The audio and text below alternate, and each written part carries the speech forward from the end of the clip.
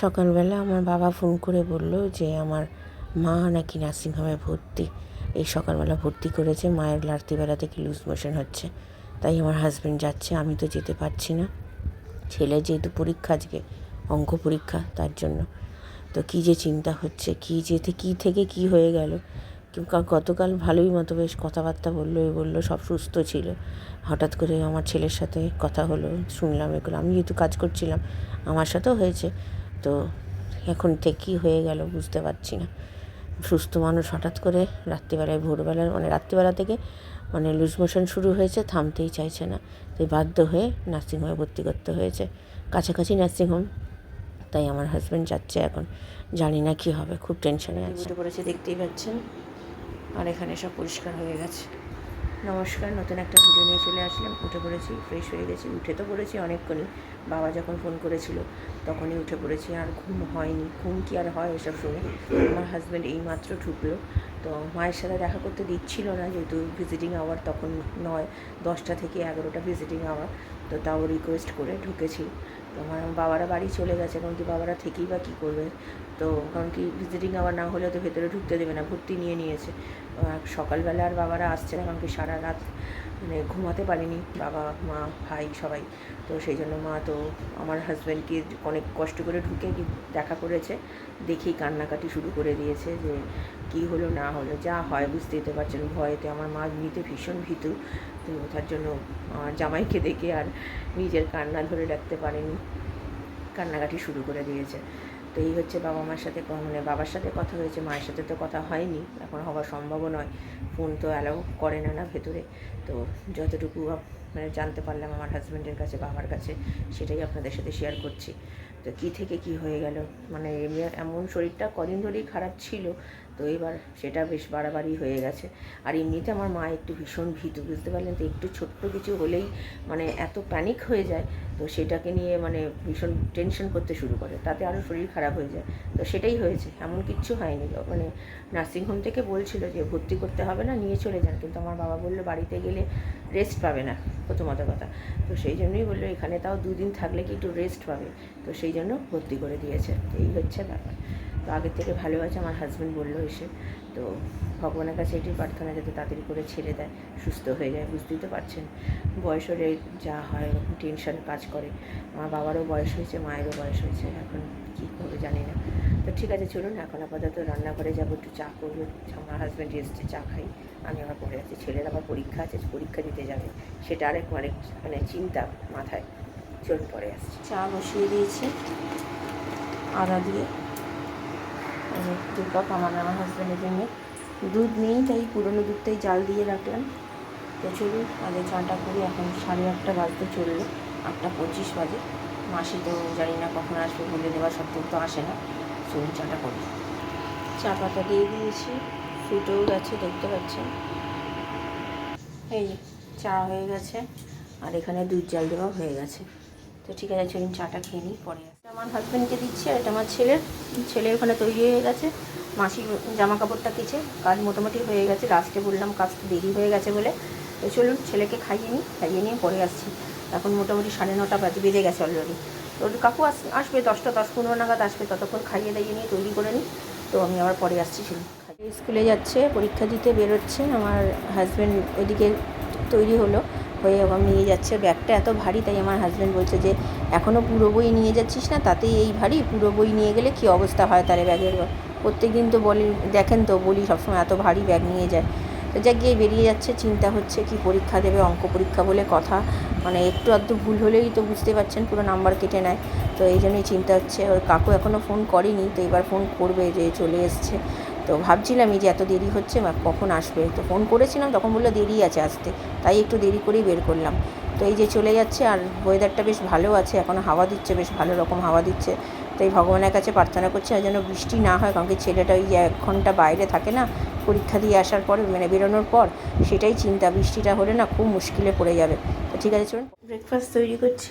এই যে 2টো পাখি আছে, একটুখানি আজকে এরকমভাবে খেতে ইচ্ছে করলো, তাই এরকমভাবেই খাচ্ছি। খুব খিদে পেয়েছে, কালকে তো 2টো রুটি আর একটুখানি ভাত খেয়েছিলাম, আর তো কিছু খাইনি, আর একটু মিষ্টি।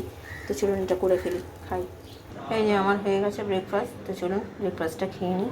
এই একটু নুন আর একটু চিনি দিয়ে খাচ্ছি। চলুন পরে খেতে দিয়ে দিয়েছি মাংস ঝোল ভাত। তো ভাত কমিয়েছে বুঝতে পারছো না? বাবা, ওকে যতই কম ভাত দিন ওর নাকি বেশি হয়ে যায়। এই দিয়ে দিয়েছি, খেয়ে নিই। আর আমি এখন 12টা 15 বাজে, আমি যাবো একটু পরে স্নান করতে। চলে এসছে, নিচ থেকে উঠছে। যে কেমন হলো পরীক্ষা? সব জানার মধ্যে এসছে? সত্যি বলছো? পেরেছো তো? কিছু ছাড়োনি? কটা ছেড়েছো? সব পেরেছো? জানার মধ্যে এসছে। আর কাকু কি বলছে? কাকু ভেতরে ঢোকানো নিয়ে কী বলছে? ঢোকাবে না? রোজ তোকে ওখানে বাইরেই ছাড়বে বলে দিয়েছে এটা? এই যে চলে এসছে। তো চলুন জামা কাপড় ছাড়িয়ে এবার খাওয়াই। 2টো বেজে গেছে, এটা একটু স্লো আছে, 2:05 বেজে গেছে। চলো জামা। ছেলের খাবার বেড়ে নিয়েছি, মাংস দিয়ে ঝোল করে মেখে দিয়েছি। এটা হচ্ছে আমার লেবু, আর এই হচ্ছে আমার মাংস। পাতলা করেই তো যেহেতু কালকে করেছি। চলুন, গরম করা হয়ে গেছে, খাইয়ে দিস। তো আমি পরে আসছি আবার। গুড ইভিনিং, 3:30 বাজে। খাওয়া দাওয়া কমপ্লিট হয়ে গেছে, 10-15 মিনিট হয়েছে। ছেলেকে খাইয়ে আমি খেলাম, ভালোই খেয়েছি। মায়ের কোনো খবর এখনও পাইনি, বাবা বিকেলবেলা গেলে জানতে পারবো, হয়তো কালকে বা পরশু দিন ছেড়ে দেবে। তো বাবা চাইছে একটু 2 দিন রাখতে, যেহেতু একটু রেস্ট পায় না। তো মা বাবাকে বলেছি আমার বাড়িতে চলে আসতে, সেখানে থাকতে, মা যতদিন একটু ঠিকঠাক মতো সুস্থ হচ্ছে। দেখা যাক এখন কী হয় ফাইনাল। আর আমার হাজব্যান্ড তো গেছে সকালবেলা, বিকেলবেলা যেতে পারবে না। এখন দেখা যাক, কালকে যদি না ছাড়ে তো কালকে যাবে স্কুলে গাড়িতে তুলে দিয়ে। আর এইদিকে ব্যাপার হচ্ছে, এই যে গাড়ি করে যায় ফুলকার কাকু, এত অভদ্র একটা লোক, মানে কি বলবো, মানে একটা মানে অভদ্রের সীমা উনি পুরো পুরো পার করে গেছেন। ফোন করলে মুখের ওপর ফোন কেটে দিচ্ছে। কি হয়েছে না, আমি ওনাকে বলেছিলাম যে যাওয়ার সময় আমার হাজব্যান্ড যখন নতুন গাড়িতে ভর্তি করি তখনের কথা বলছি, কিন্তু তখন কথাই ওনার সাথে হয়ে গেছিলো যে আমার হাজব্যান্ড গিয়ে ছেড়ে আসবে মেন রাস্তা অবধি, আর আসার সময় উনি একটু ভেতরে ছেড়ে দিয়ে যাবে। সেটা তো ছাড়ছেই না, উল্টে ওকেও মেন রাস্তায় ছেড়ে দিচ্ছে। আমার ছেলে বলেছে যে আমার মামা বলেছে ভেতর অবধি ছেড়ে দিতে, কোনো কথা শোনেনি। তো বাধ্য হয়ে আমি ফোন করলাম আজকে। তো ফোন করেছি, তো কোনো বলে যে আপনার সবেতে অসুবিধা। না, সবেতে বলতে কিসের অসুবিধা সবেতে আপনার? তো মুখের ওপর তার আমি যেহেতু বলছি না, কথা তো উত্তর দিতে পারছে না, ফোনটা কেটে দিচ্ছে মুখের ওপর। এত অভদ্র একটা মানুষ, মানে আমি বাধ্য হয়ে এনাকে গাড়ি করে পাঠাচ্ছি। যদি সত্যি আমার কোনো সুযোগ সুবিধা থাকতো অন্য কিছু, আমার যদি সময় থাকতো আমি সত্যি এনার গাড়িতে পাঠাতাম না। মানে এত একটা বাজে একটা লোক, যাক গিয়ে আর কি বলবো। তো ঠিক আছে চলুন এখন একটু রেস্টে, আমি পরে আবার বিকেলে আসছি। ছেলে সন্ধ্যে দিতে বসে গেছে, 7টা 5 বাজে। আমার স্টুডেন্ট আজকে এসছে, একটু আগেই ঢুকেছে। তো কাজ দিয়েছে, তাও অঙ্ক খাতা নিয়ে আসতে ভুলে গেছে। তো ইংরেজি আর বাংলাই করাবো, কী করবো, একটু ভালো করে করিয়ে দেবো, পরীক্ষা সামনে। তাই ওর মাকে ফোন করে বললাম যাতে খাতা ফাতাগুলো সব পাঠায়, নাহলে তো মুশকিল হয়ে যাবে না। আর স্কুলের এই ছেলেটা স্কুলে ঠিকমতো লিখে নিয়ে আসতে পারে না আমার স্টুডেন্টটা, তো সেই জন্যই প্রবলেমটা হয়ে যায়, আমি জানতে পারছি না। তাই ওর মাকে বলেছি স্কুলের কোনো স্টুডেন্টের সাথে কথা বলে ওর মায়ের সাথে যে কী করাচ্ছে সেই খাতাটা একটু ফটো তুলে নিয়ে আসতে। ওর মা বলেছে, কেউ না দিলে আর কী করবে। তো ঠিক আছে চলুন, ওর সন্ধ্যে দিক পরে আসছি। ভর্তি করতে বসিয়ে দিলাম, এখানে মিষ্টিটা বার করে রাখলাম। রুটি করে তো অনেকক্ষণ চলে গেছে, আর গ্যাস পরিষ্কার এখনও হয়নি, করবো। জামা কাপড়টা ভেজাবো, আর এই যে তরকারিটা, এটা আজকে রাত্রিরে খেয়ে নেবো। চলুন, এই জামা কাপড় সব বের করে রেখেছি।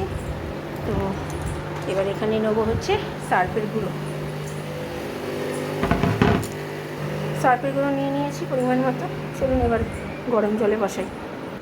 গ্যাসটাও পরিষ্কার করেই নিলাম, মোটামুটি হয়ে গেছে, জল ভরাটাও হয়ে গেছে, আর আমার ভেজানোও হয়ে গেছে। বাবা মায়ের সাথে কথা হলো, বাবা গেছিলো নার্সিংহোমে দেখা করতে, ভিজিটিং আওয়ারে। তো মা আগের থেকে ভালো আছে, হয়তো কাল পরশুর মধ্যে ছেড়ে দেবে। এদিকে জল ভরাও হয়ে গেছে, এই যে পরিষ্কার হয়ে গেছে সব এখানে। তো ঠিক আছে চলুন, আমি পরে আসি। রাত্রির খাবার পেপার চিকেন আনালাম এত রাত্রিবেলা, অর্ডার করলাম। আমার হাজব্যান্ডের ওই বাড়ি চচ্চড়ি দেখে খেতে ইচ্ছে করলো না, তাই রাগারাগি করছিলো। সকালবেলা জিজ্ঞাসা করলাম, তখন বললো যে হ্যাঁ খাবো, এখন তার ইচ্ছে নেই, খাচ্ছে না। তাই জন্য পেপার চিকেন বাধ্য হয়ে আনালাম এখন। তো এখন এইটাই খাচ্ছে, খাই, আমরাও খাচ্ছি, আমরা এবার বাচ্চাও খাইলাম। তো চলুন, এই যে ছেলের পড়া হয়ে গেছে, তো খাওয়া দাওয়া সেরে নিই, পরে আসছি। তৈরি আছে তো বাবা? চলো খেয়ে নাও, তোমার দিয়ে দিয়েছি, দাও নিয়ে নাও। তোমারটা আমি ছিঁড়ে দিয়েছি। হ্যাঁ, তো চলুন পরে আসছি। খাওয়া দাওয়া হয়ে গেছে, এখন বাজে 11:15। খেয়ে দিয়ে উঠলাম মোটামুটি 11টা 15-20 বেজে গেছে। আজকে একটু দেরি করেই খাবারটা শেষ হলো, কারণ কি চিকেনটা অর্ডার করেছিলাম, দিয়ে গেলেই তো 11টা বাজতে 5 মিনিট মনে হয় হবে। তো সেই জন্য একটু দেরি হয়ে গেল। ছেলেটারও খিদে পেয়েছিল আজকে সকালবেলা, যেহেতু বেলা করে এখন খাওয়া হচ্ছে, ওর তো 3টে বেজে যাচ্ছে খেতে খেতে ভাত। তো সেই জন্য ও আর সন্ধেবেলা কিছু খাচ্ছে না, বলছে মামা কিছু খাবো না, একবারে রাত্রিরে খাবো। তো সেই জন্য আর সন্ধ্যেবেলা কিছু দুধ বিস্কুট কিছুই খায়নি। তো তার জন্য ওর খিদেটাও পেয়েছিল, আমারও খিদে পেয়েছিল। আজকে দুপুরবেলা সকালবেলা জলখাবার খেয়েছিলাম না মোটা করে পাউরুটি, দুপুরবেলা ভাত সেজন্য ঠিকমতো খেতে পারিনি, পেটটা ভর্তি ভর্তিই ছিল। তো তার জন্য আর খাইনি, অল্প করে খেয়েছিলাম ভাত, ছেলেকে খাইয়ে তাও একটু মাংস রয়েও গেছে। তো কালকে সেটা নিয়ে নেবো, খেয়ে শেষ করে দেবো। তো ঠিক আছে, চলো মোটামুটি সব কাজ গোছানো হয়ে গেছে, জামা কাপড় ভেজানো, চাল ভেজানো সব হয়ে গেছে।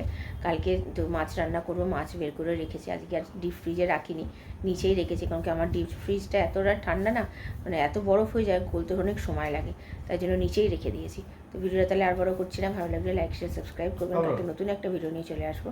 আপনারা ভালো থাকবেন, সুস্থ থাকবেন, নমস্কার।